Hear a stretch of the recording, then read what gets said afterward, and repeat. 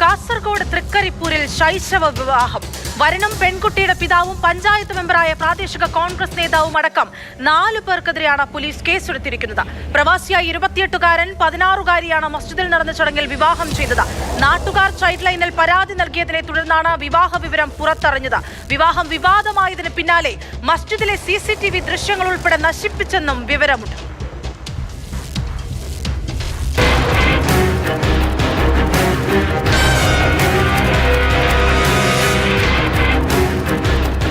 തൃക്കരിപ്പൂർ എടച്ചാങ്കൈ അഴീക്കാൽ ജുമാ മസ്ജിദിലാണ് എടച്ചാങ്കൈ സ്വദേശിയായ പ്രവാസി യുവാവും കൗമാരക്കാരിയും തമ്മിലുള്ള വിവാഹം നടന്നത്. ഈ മാസം 13-നായിരുന്നു വിവാഹ ചടങ്ങുകൾ. വരൻ, പെൺകുട്ടിയുടെ പിതാവ്, ജുമാ മസ്ജിദ് സെക്രട്ടറി PK താജുദ്ദീൻ, ചടങ്ങ് നടത്തിയ ഉസ്താദ് റഹ്മത്തുള്ള എന്നിവരുടെ പേരിലാണ് ചന്തേര പോലീസ് കേസെടുത്തത്. കാസർഗോഡ് DCC പ്രസിഡന്റ് PK ഫൈസലിന്റെ സഹോദരനും പടന്ന പഞ്ചായത്തിലെ 13-ാം വാർഡ് മെമ്പറും കൂടിയാണ് 3-ാം പ്രതിയായ താജുദ്ദീൻ. പെൺകുട്ടിയുടെ നാട്ടിലെ ജമാഅത്ത് കമ്മിറ്റി വയസ്സ് തെളിയിക്കുന്ന രേഖകൾ ഹാജരാക്കാത്തതിനാൽ വിവാഹ ചടങ്ങ് നടത്താനാവില്ലെന്ന് അറിയിച്ചിരുന്നു.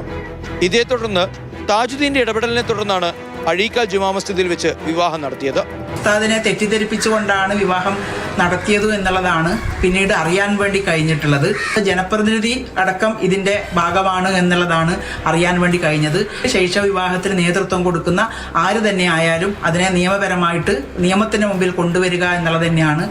ശൈശവ വിവാഹം നടന്നതായി നാട്ടുകാർ ചൈൽഡ് ലൈനിൽ പരാതി നൽകിയതിനെ തുടർന്നാണ് വിവാഹ വിവരം പുറത്തറിഞ്ഞത്. തുടർന്ന് ബാലവിവാഹ നിരോധന ഓഫീസർ അന്വേഷണം നടത്തി Hosdurg judicial first class magistrate കോടതിയിൽ റിപ്പോർട്ട് നൽകുകയായിരുന്നു.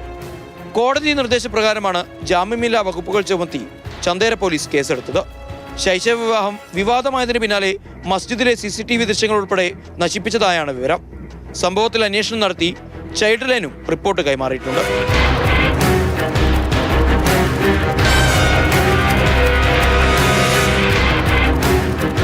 തങ്ങളുടെ സാമ്പത്തിക ശേഷിയും രാഷ്ട്രീയ ഇടപെടലുകളും ഒക്കെ തന്നെ മുൻനിർത്തിക്കൊണ്ട് തന്നെയാണ് കാസർഗോഡ് ജില്ലയിൽ പ്രധാനമായും ബാലവിവാഹങ്ങൾ നടക്കാറുള്ളത്. ഇത്തരം കേസുകളുടെ വിവരങ്ങളെല്ലാം പുറത്തേക്ക് കൊണ്ടുവരുന്നത് നല്ലവരായ നാട്ടുകാരും. ഈ കേസിൽ കൃത്യമായ പ്രതികൾക്ക് ശിക്ഷ ലഭിക്കണം. ഇതൊരു മാതൃകയായി മാറണം. ഷാജു ചന്ദ്രയ്ക്കൊപ്പം സാരംഗ് സുരേഷ്, മാതൃഭൂമി ന്യൂസ്, കാസർഗോഡ്.